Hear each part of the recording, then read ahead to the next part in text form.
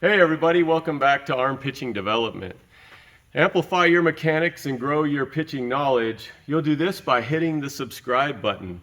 Today we're going to cover teaching throwing training for 8, 9, 10, 11-year-olds, for youth baseball players, especially guys that are first learning how to throw or just getting their feet about them on throwing a baseball. And how do we go, or what are some tools or some tricks or some helpful positions to put ourselves in or put the athlete in to help them throw a ball from start and then hopefully to finish, right? So let's get into it. First, you'll see I have this towel, and we're not going to train with a baseball right away. I'm going to train with this towel because it allows freedom of movement a little bit cleaner, and there's no effort or force behind the towel in terms of weight to it.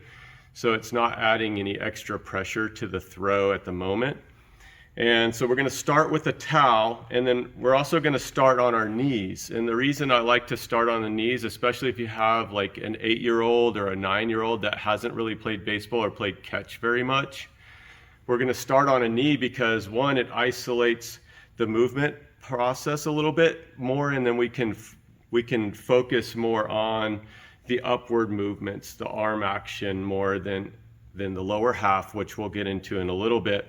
And then also helps develop their core a little bit. And I'm talking about core is like hips, abdominals, glutes, a little bit more in terms of stabilizing that position. So let's get into it. On the towel piece, we're just going to come to the knees here. And then we'll just put our hand on the back of our head for right now. And the glove side can be up or easy. I'm not too worried. I like to think of it in terms of guard. I want to address that real quick on the glove hand. What I usually do is think like we're boxing, and we'll keep our glove hand upward for right now. It's an easy way to train it to be a little bit stronger here versus trying to bring the elbow in or straighten out the glove for right now, especially for younger guys. So let's treat it like we're boxing. So once we get down, we're in our boxing position. All we're gonna do is put the towel in between our two fingers onto the back of our head. And then we're gonna rotate from this point, and then we're gonna come up, out, and swipe the wall. Just nice and easy like that. Rotate up and out. The reason I like to do this is because when we're here, we're forcing the elbow to be up in a higher or stronger position, where if we were breaking our hands, we have a tendency to come out from our break line and drop our arm down. And we're trying to eliminate that from being a short, pushy throw, especially from the start if you're training younger athletes. Just a couple more from this position, from guard, 2 fingers on the back of the head. Kind of rotate, pinch your shoulder blade just a little bit back as best you can at this age, and then a nice easy swipe. The next drill we're going to go to is from a split stance with it. So we'll do it more of a standing position. So now we're building the base. I like my left foot, because as a right-handed thrower, I like my left foot to be slightly in front of my right foot, just for balancing perspectives. And then from here, we're back in our guard position, 2 fingers open, and then close. One thing with the glove side stability, I like to try to make it so where we're not going past the left. So we're not gonna leak or turn left. With younger guys, like 8 or 9 years old, you're gonna have some of them where they can't really hold themselves up very well. It's gonna be kind of an awkward position. And that's okay because they're just learning and growing to this point. One or the next one we're going to do, or the last one we'll do with the towel training, is going to be from a split. So we're just going to widen the base just a little bit. So on the previous one we were just outside of our hip width and then working into it. This one we're going to stretch the line a little bit. This one's going to get a little wobbly for the younger guys, right? So we're going to train them in their hips just a little bit stronger and balancing a little bit stronger through their throw. Stay in guard position, work the 2 fingers back, and then extend through the wall as you go. It doesn't have to be a very abrupt throw or a very abrupt towel snap through it.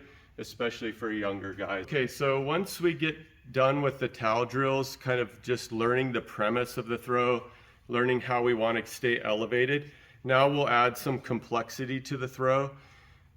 For instance, tonight I'm going to be using this kind of squishy Plyo ball.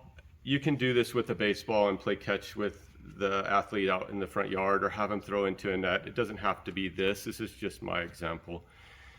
One thing I want to premise as we go forward with this is I want to think that the transaction of the throw is going more uphill than it's going downhill when we throw or training or teaching guys how to throw. And the reason I like that is because it helps work extension through the arm. We're going to get more extended out through the release point, where sometimes if you're trying to throw through your target, guys can drop their elbow through here, right? Instead of staying up and then trying to drive the throw out away from them, or a little bit further in flexion, right? So uphill, we're going over the mountain right now in terms of thought process versus through the mountain. We'll get to that one later. So on our next drill, we're just going to do an over-under, right? This position will just be standing here, and all we're gonna do is have our elbows in front, and then we're going to break under, and then bring it back. I want to kind of keep the idea where our two fingers are kind of still premised on the back of our head as we go through this drill. So just stay in, come back out through the throw. And then we're treating it just like we're going from the glove hand back into our guard position from here. So up, elbows up, elbow comes back up, and then we're going to go up over the mountain, throw the ball through the target.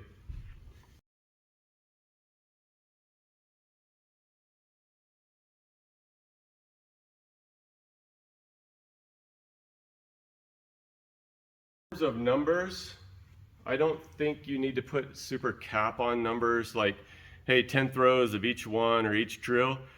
I think figure out the athlete and how much they can handle. I wouldn't overuse or overdo your number of throws, just because, especially dealing with little guys, we don't want to get them hurt or anything like that real early. So try to keep your volumes to a reasonable amount, 50 or 60 throws maybe at a light, easy pace would be good.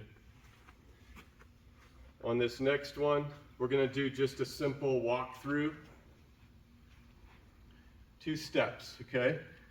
So at this point, we're going to learn to put our hands together, and then we're going to take a right step, and then we're going to break back into our strength position here, where we are in guard. So we're always thinking like we're boxing, back up into strength position to throw, and then from here it's up over the hill. So we're adding some more complexity to the throw with adding the lower half base and the upper half movements in conjunction. It's a right step, left step pull, and then throw through the wall. Okay, this will be the last drill that I'll give you guys. I call it the crane throwing position, and we'll discover why I call it that. But this throwing position, what we're going to do is work a more dynamic throw. So we're going to be shuffling or moving our feet a little bit better in a stronger position. The strength of the position from the upper body will be from here going back to our position over 2 fingers to the backside here, and then bring our glove or guard up here, and then being strong through the backside of your shoulders here. So notice my elbows are staying elevated, they're not dropping down here. So if you're seeing your little guy or seeing your athlete do this, try to reinforce bringing the elbows up to a stronger position to throw the ball.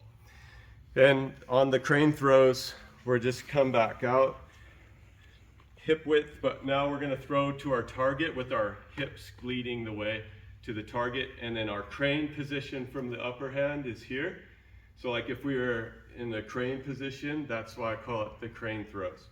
So we'll be here, and then we're just gonna shuffle, and then go up over, throw up over the mountain, and then transact the throw. You can work that in as many times as you want with them, as long as the volumes aren't too crazy. So here, 2, nice and simple. So as you get better with the throws, or as your athletes get better with the throws, Then you can start working through the target as they have a good semblance of keeping the elbow elevated through the position or through the extension of the throw, which is very hard for them to do, especially out the gates. So once you have that set, then add movement, like if we're fielding a ball here, and now we're in crane position to throw through our target, trying to stay in a little more elevated position. Okay guys, thanks for watching the video today. I appreciate all the love and support. If you can, go ahead and hit the like button if you found value through the video and our conversation today.